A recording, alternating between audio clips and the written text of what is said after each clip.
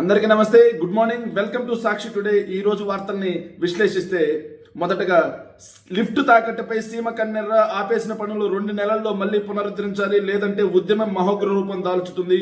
చంద్రబాబు ప్రభుత్వానికి వైఎస్ఆర్సీపీ చెలో పోతిరెడ్డిపాడు సభ ultimatum. Rayalaseema lift irrigation పథకాన్ని ప్రభుత్వం పూర్తి చేయాల్సిందేనని తీర్మానం.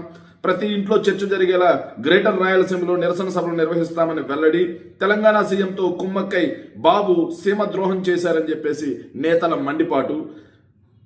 సీమకు మరింత మేలు జరిగేలా వైఎస్ జగన్ లిఫ్ట్కి శ్రీకారం. వైఎస్ఆర్ కృషి వల్లే పోతిరెడ్డిపాడు సామర్థ్యం 44,000 క్యూసెక్కులకు పెంపు. జగన్కు పేరు వస్తుందని కుట్రపూరితంగా పనులు ఆపేసిన చంద్రబాబు. సీమలో పుట్టి, సీమలో చదివి, సీమలో పెరిగి, సీమ ద్వారానే ఏదైతే ఎమ్మెల్యే సీమ నుంచే ముఖ్యమంత్రి అయినటువంటి చంద్రబాబు నాయుడు గారు సీమ ద్రోహి అని చెప్పడానికి ఇంతకు మించినటువంటి నిదర్శనం ఏమీ లేదు.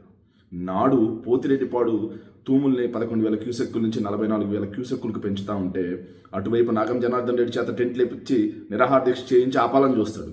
ఇటువైపు ఏమో ప్రకాశం బ్యారేజ్ కింద దేవినేని ఉమా వీళ్ళ చేత కూర్చోబెట్టించేసి, కోడెల శివప్రసాద్ వీళ్ళ చేత అక్కడ కూర్చోబెట్టించేసి అక్కడ ఏదైతే పోతిరెడ్డిపాడు లిఫ్ట్ సామర్థ్యం పెంచడానికి లేదని చెప్పేసి నాడు వైఎస్ఆర్ గారి హయాంలో సీమ గొంతు పిసకాలని చూశాడు. కాకపోతే వైఎస్ఆర్ గారు ఆ కుట్రలన్నీ తుత్తనీయలు చేస్తూ సీమని చివరి ఆయకట్టు వరకు అందించాలి అని చెప్పేసి హంద్రినేవ, గాలిర సుజల స్రవంతి, పోతిరెడ్డిపాడు ఏదైతే తూముల్ని 44,000 క్యూసెక్కులకు పెంచే విధంగా ఆ రోజు రాజశేఖర రెడ్డి గారు ముందుకు తీసుకెళ్తే, మళ్ళీ ఏదైతే కృష్ణానదిలో ఫ్లడ్ వరద రోజులు తక్కువైపోయాయి. పక్క రాష్ట్రమైనటువంటి తెలంగాణ 800 అడుగుల దగ్గర, అదేవిధంగా 795 అడుగుల దగ్గర లిఫ్ట్ తీసుకుని వెళ్ళిపోతా ఉంటే మనకు వాటర్ వచ్చే పరిస్థితి లేదు. ఒకవైపు విద్యుత్ ఉత్పత్తికి విచ్చలవిడిగా తెలంగాణ వాడేస్తూ ఉంది. కాబట్టి మనకి 840 అడుగులకు పైగా వస్తే తప్పిస్తే పోతిరెడ్డిపాడు నుంచి వాటర్ వచ్చే పరిస్థితి లేదు. కాబట్టి సీమ ఎండిపోతుంది అన్న ఒక్క భయంతో జగన్మోహన్ రెడ్డి గారు రాయలసీమ లిఫ్ట్ ఇరిగేషన్ ప్రాజెక్ట్ తీసుకొచ్చి 800 అడుగుల దగ్గర నుంచి రోజుకు 3 టీఎంసీలు ఎత్తిపోసేలాగా చేసి సీమలో ప్రతి ఆఖరి ఎకరా వరకు తడవాలి, సీమలో ఎవరు కూడా తాగునీటికి ఇబ్బంది పడకూడదు, ఆయకట్టు స్థిరీకరించబడాలి అని చెప్పేసి జగన్మోహన్ రెడ్డి గారు రాయలసీమ లిఫ్ట్ ఇరిగేషన్ అనే ఒక బృహత్తరమైనటువంటి ప్రాజెక్టుకి శ్రీకారం చుడితే లోపాయికారి ఒప్పందంలో భాగంగా ఎవరితో పక్క రాష్ట్రంలో ఉన్నటువంటి సీఎం రేవంత్ రెడ్డి గారితో లోపాయికారి ఒప్పందంలో భాగంగా ఈ రాయలసీమ లిఫ్ట్ ఇరిగేషన్ని ఆపేస్తారు. ఇది వైఎస్ఆర్ కాంగ్రెస్ పార్టీ ఆరోపణ కాదు. పక్క రాష్ట్రానికి చెందినటువంటి ముఖ్యమంత్రి పక్క రాష్ట్ర దేవాలయం లాంటి అసెంబ్లీలో చంద్రబాబు నాయుడు గారికి నాకు మధ్యలో క్లోజ్డ్ రూమ్లో జరిగినటువంటి డిస్కషన్ వల్ల చంద్రబాబు నాయుడు గారు రాయలసీమ లిఫ్ట్ ఇరిగేషన్ని ఆపేశారు అని చెప్పి ఆయన సాక్షాత్తు చెప్తా ఉంటే చంద్రబాబు నాయుడు గారు తనకు సమాధానం చెప్పరు. తిరిగి వైఎస్ఆర్ కాంగ్రెస్ పార్టీ మీద, మా మీద, రాయలసీమ లిఫ్ట్ ఇరిగేషన్ ప్రాజెక్టు మీద, కోట్లాది మందికి ఆశాజ్యోతి అయినటువంటి ఆ ప్రాజెక్టు మీద విషం జిమ్ముతూ ఆ ప్రాజెక్టును పక్కన పెట్టేశారు. YSR Congress party Rayalaseema lift irrigation పూర్తి చేయాలి అనే దాని మీద అజెండాతో పోరుబాట మొదలుపెట్టింది. నిన్న దానికి శ్రీకారం చుట్టారు. 2 నెలల్లో ప్రాజెక్టు మొదలు పెట్టకపోతే గ్రేటర్ రాయలసీమలో ప్రతి రైతు ఈ ప్రభుత్వానికి వ్యతిరేకంగా కదులుతాడు. గ్రేటర్ రాయలసీమలో ప్రతి మేధావి, ప్రతి విద్యార్థి, ప్రతి ఏదైతే ఉద్యోగ సంఘాలు, రైతు సంఘాలు అందరూ కూడా మూకుమ్మడిగా ఈ ప్రభుత్వ పతనం కోసం పనిచేస్తారు. చంద్రబాబు నాయుడు గారు ఇకనైనా మీ లోపాయకారి ప్రయోజనాలు పక్కన పెట్టి సీమ ప్రయోజనాల కోసం రాయలసీమ లిఫ్ట్ ఇరిగేషన్ని మొదలు పెట్టాలి అని చెప్పేసి అల్టిమేటం జారీ చేస్తా ఉన్నాం. Thank you. ప్రజలకి ప్రభుత్వం మీద వ్యతిరేకత మొదలైతే ఎలా ఉంటుంది? ప్రభుత్వం చేసేటువంటి తప్పుడు పనులు ప్రజల్లో అగ్గిరాజేస్తే ఎలా ఉంటుంది? ప్రభుత్వం ఒక వర్గం యొక్క, ఒక ప్రాంతం యొక్క ప్రయోజనాలను పట్టించుకోకుండా తమ లోపాయికారి ఒప్పందాల్లో భాగంగా వాళ్ళని విస్మరిస్తే ఎలా ఉంటుంది అనడానికి నిన్న చెలో పోతిరెడ్డిపాడు ప్రోగ్రాం సాక్ష్యం. దాని మీద వార్త మనం విశ్లేషిస్తే, చెలో పోతిరెడ్డిపాడు గ్రాండ్ సక్సెస్. పెద్ద సంఖ్యలో తరలి వచ్చిన నెల్లూరు, ప్రకాశం, సీమ జిల్లాల నేతలు, కార్యకర్తలు, రైతులు. సభ నిర్వహణకు అడ్డంకులు సృష్టించిన చంద్రబాబు ప్రభుత్వం. చివరి క్షణం వరకు అనుమతులు ఇవ్వకుండా అడ్డుపడిన వైనం. హైకోర్టుకు వెళ్లి అనుమతి తెచ్చినటువంటి వైఎస్ఆర్సీపీ. భారీగా తరలి వచ్చిన అన్నదాతలు. ప్రాజెక్టు ఆవశ్యకతను గుర్తించిన గ్రేటర్ రాయలసీమ నేతలు, ప్రజలు. చూసావా చంద్రబాబు? ఒకవైపు నువ్వు రాయలసీమ లిఫ్ట్ ఇరిగేషన్ ప్రాజెక్ట్ పనికి రాదు అని చెప్పేసి ఏదైతే రేవంత్ రెడ్డి గారితో చేసుకున్నటువంటి లోపాయకారి ఒప్పందంలో భాగంగా పక్కన పెట్టి దాని మీద దుమ్మెత్తిపోస్తుంటే, గ్రేటర్ రాయలసీమలోని ఒక తెలుగుదేశం పార్టీ తప్పిస్తే ఆల్ పార్టీస్, రైతు సంఘాలు, విద్యార్థి సంఘాలు, నాయకులు, అదేవిధంగా ప్రజలందరూ కూడా మూకుమ్మడిగా నిన్న చలో పోతిరెడ్డిపాడు అనే సభకెళ్లారు. రాయలసీమ లిఫ్ట్ ఇరిగేషన్ యొక్క ఆవశ్యకత ఏంటి? ఉమ్మడి కర్నూలు, చిత్తూరు, కడప, అనంతపురం, నెల్లూరు, ప్రకాశం ఈ ఉమ్మడి 6 జిల్లాలైనటువంటి గ్రేటర్ రాయలసీమలో ఈ రాయలసీమ లిఫ్ట్ ఇరిగేషన్ వల్ల వనగూరే ప్రయోజనం ఏంటి అని ఆవశ్యకత తెలుసుకున్నారు. ఇక రోజు రోజుకి ప్రజలకి రాయలసీమ లిఫ్ట్ ఇరిగేషన్ మీద అందరికీ కూడా అవేర్నెస్ వస్తుంది. విద్యార్థులు మాట్లాడతారు, రైతు సంఘాలు మాట్లాడతారు, మేధావులు మాట్లాడతారు, ఉపాధ్యాయులు మాట్లాడతారు. ఆ వర్గం ఈ వర్గం అని లేదు. చివరికి మీ పార్టీలో కూడా కొంత మేధావి వర్గం వచ్చి బయటకు వచ్చి మీ ప్రభుత్వాన్ని దహించి వేసేంత వరకు కూడా ఈ చలో పోతిరెడ్డిపాడు ప్రోగ్రాం ఆగదు. చంద్రబాబు, దయచేసి ఎక్కడైనా పుట్టిన గడ్డకు రుణం తీర్చుకోవాలి అంటే నీకు రాజకీయ భిక్ష పెట్టినటువంటి కుప్పానికి కూడా నీళ్లు ఇచ్చేటువంటి రాయలసీమ లిఫ్ట్ ఇరిగేషన్ ప్రాజెక్ట్ని మొదలు పెడితే బాగుంటుంది. నిన్న సభ చూసుంటావు, అది అంకురార్పణ మాత్రమే. చినికి గాలివానలా ఈ సీమ Rayalaseema lift irrigation agitation start అయితే నీ ప్రభుత్వం పరిస్థితి ఏంటి, నీ పార్టీ పరిస్థితి ఏంటి గ్రేటర్ రాయలసీమలో అని ఆలోచన చేసుకో చంద్రబాబు. Thank you. చంద్రబాబు సర్కారుకు వక్ఫ్ దెబ్బ. వక్ఫ్ భూములు అన్యాక్రాంతం చేసేందుకు టీడీపీ కూటమి ఎత్తుగడ. రాష్ట్ర వక్ఫ్ బోర్డు సమావేశానికి సభ్యులంతా గైర్హాజరు. వక్ఫ్ బోర్డు చైర్మన్ తీరుపై సభ్యుల్లో తీవ్ర అసంతృప్తి. అజెండా కాపీ ముందు రోజు అర్ధరాత్రి ఇవ్వడంపై ఆగ్రహం. నిజంగా చంద్రబాబు నాయుడు గారికి దేవుడు, దయ్యం ఏముండవు, భక్తి, భయం ఏముండవు. ఆయన కేవలం ఆయన రాజకీయ స్వలాభం, ఆయన రాజకీయ లబ్ధి, దానికోసం దేవుడి మీద విషప్రచారం చేస్తారు, దేవుడి భూములు లాక్కుంటారు, ఏమైనా చేస్తారు. ఎప్పటికే దేవాదాయ శాఖకు చెందినటువంటి భూముల్ని లాక్కుని విజయవాడ ఉత్సవ పేరుతో చేస్తూ ఉన్నారు. దేశంలో రాష్ట్రంలో విలువైనటువంటి వేల కోట్ల రూపాయల విలువైనటువంటి భూముల్ని తమ కొడుకు యొక్క సడుగుడైనటువంటి గీతం వాళ్ళకి కట్టబెట్టేస్తాడు. విశాఖలో విలువైన భూముల కమిషన్ల కకృతితో 99 పైసలకే కట్టబెట్టేస్తాడు. ఇప్పుడు వక్ఫ్ బోర్డు భూములు దేన్ని వదలవా చంద్రబాబు? మోహినీకున్న రక్తదాహం కంటే కూడా నీకున్న భూదాహం ఇంకా పెద్దదనుకుంటున్నారు ప్రజలు. మోహిని అన్న అప్పుడప్పుడు కడుపు నిండుద్ది రక్తదాహంతో, తర్వాత తగ్గుద్ది. నీకు మాత్రం అలుపనేది రాదా? ఎన్ని భూములు కొట్టేసినా, ఎన్ని భూములు మీ వాళ్ళకు దోచిపెట్టినా మీ భూదాహం తీరదా చంద్రబాబు? అలా అదేదో యాడ్లో వస్తుంది, ఈ మామిడి పళ్ళ దాహం తీరనిది అన్నట్టు. అట్లా మీ భూదాహం తీరనిది ఉన్నట్టుంది. ప్రజలు గమనిస్తున్నారు. ముస్లిం సోదరుల యొక్క ఆస్తి అయినటువంటి వక్ఫ్ బోర్డు భూముల్ని చైర్మన్ అడ్డుపెట్టి మీరు కొట్టేసే విధానం, మీ అనునీయులకు కట్టబెట్టే విధానం, అన్యాక్రాంతం చేసే విధానం ఏదైతే ఉందో ఇది తప్పు. మీరు చేసే ప్రతి తప్పు ముస్లిం సోదరులు కూడా గమనిస్తున్నారు. నిన్నటి వరకు ఏదైతే హిందూ మతం మీద ఈ రోజుకి నువ్వు చేస్తున్న దాడి హిందూ సోదరులు గమనిస్తున్నారు. ఇక ముస్లిం సోదరుల మీద కూడా పడ్డావు. వాళ్ళ యొక్క విలువైన వక్ఫ్ బోర్డు భూముల్ని అన్యాక్రాంతం చేసే దాని మీద కూడా పడ్డావు చంద్రబాబు. ఒక దేవుడితో పెట్టుకోవట్లా, ఒక మతంతో పెట్టుకోవట్లా. నీ భూదాహానికి, నీ రాజకీయ దాహానికి అందరి దేవులతోనూ వైరం, అందరి దేవుళ్ళ యొక్క ఆస్తులతోనూ వైరం పెట్టుకుంటున్నావు, అందరి దేవుళ్ళ యొక్క భక్తులతో కూడా వైరం పెట్టుకుంటున్నావు. ఖచ్చితంగా చెప్తా ఉన్నాం, నీ ప్రభుత్వం మాత్రం మట్టి కొట్టుకొని పోవడం ఖాయం చంద్రబాబు. Thank you. జనాదరణకు బెంబేలెత్తి జగన్ పర్యటనపై ఆంక్షల కత్తి. వైఎస్ జగన్ కు నోటీసులు జారీ చేసిన విజయవాడ సిపి. గుంటూరు పర్యటన జయప్రదంతో దుష్ట పన్నాగం పనిన ప్రభుత్వం. కనకదుర్గ వారధి మీదుగా ఇబ్రహీంపట్నం వెళ్లేందుకు 2 రోజుల కిందటే రూట్ మ్యాప్ ఇచ్చినటువంటి వైఎస్ఆర్సీపీ దాన్ని అకస్మాత్తుగా రూట్ మార్చాలంటూ పోలీసులు నోటీసు. విజయవాడ నగరం మీదుగా రావద్దంటూ సర్కారు హుంకరింపులు.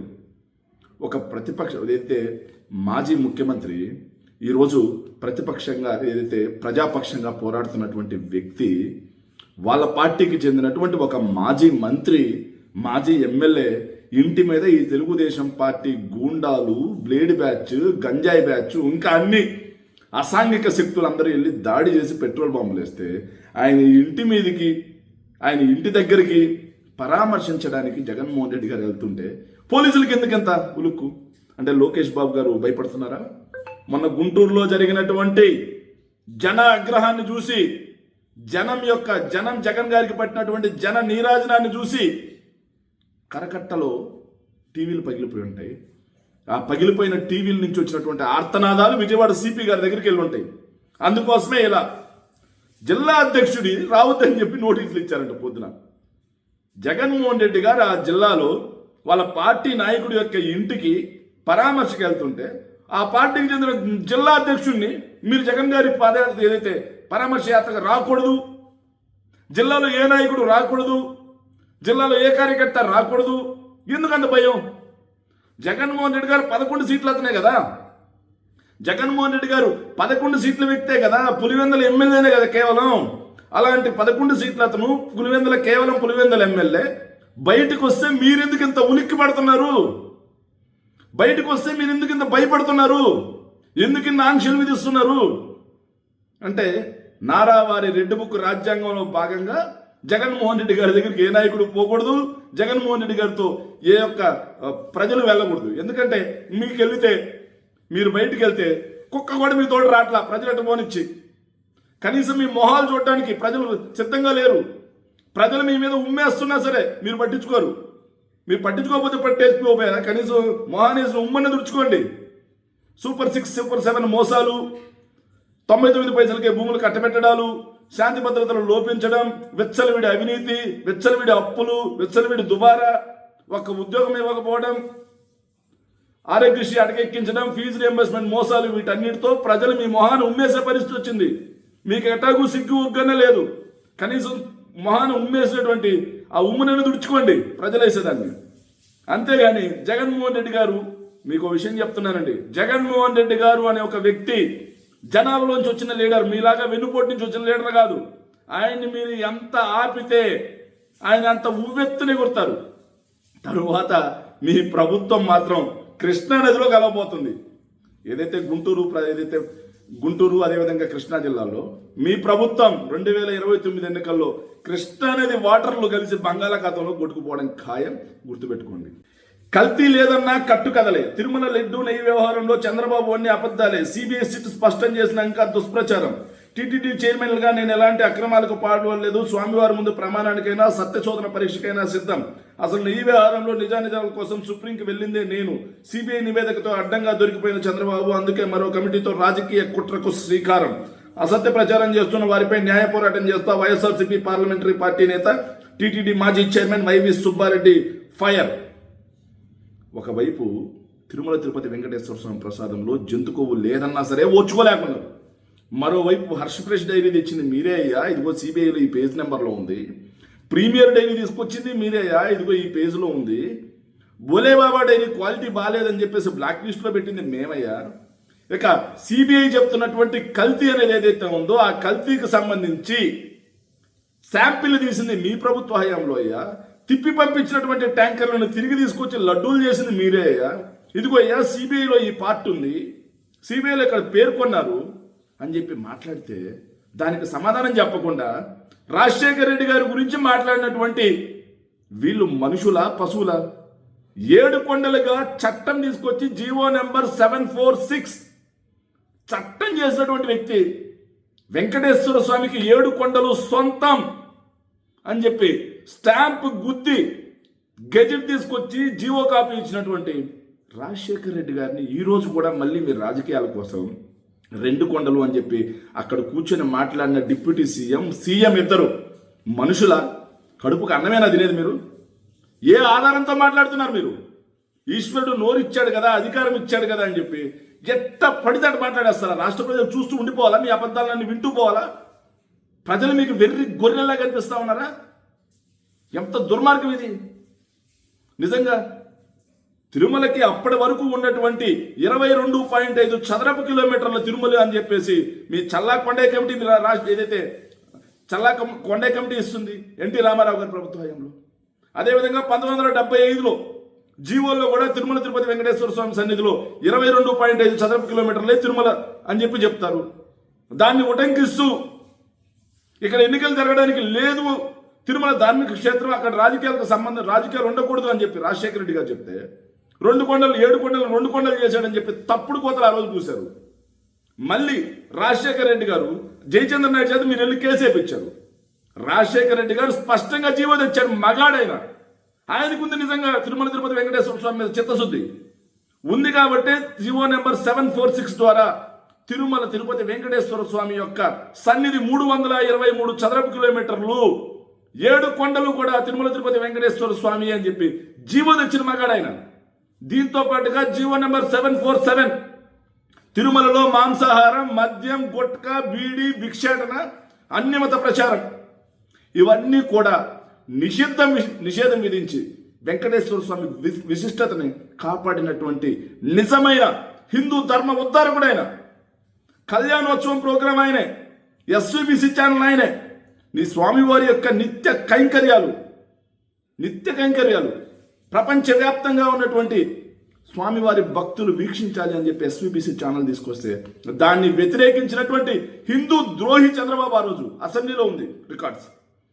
అలాంటి మీరొచ్చి రాజశేఖర రెడ్డి గారి గురించి తప్పుడు కోతలకు వస్తున్నారంటే నిజంగా మిమ్మల్ని ఈ రాష్ట్ర ప్రజలు ఎలా భరిస్తున్నారా? మిమ్మల్ని భరించాలా మేము? మీరు చెప్పే ప్రతి అబద్ధం నిజాన్ని నమ్మాలా? ముఖ్యమంత్రి స్థాయిలో, ఉప ముఖ్యమంత్రి స్థాయిలో చనిపోయినటువంటి రాజశేఖర రెడ్డి గారికి కూడా అబద్ధాలు మీరు ఆపాదిస్తూ మీరు రాజకీయ స్వలాభేక విక్షోషం. ముందు దీనికి సమాధానం చెప్పండి.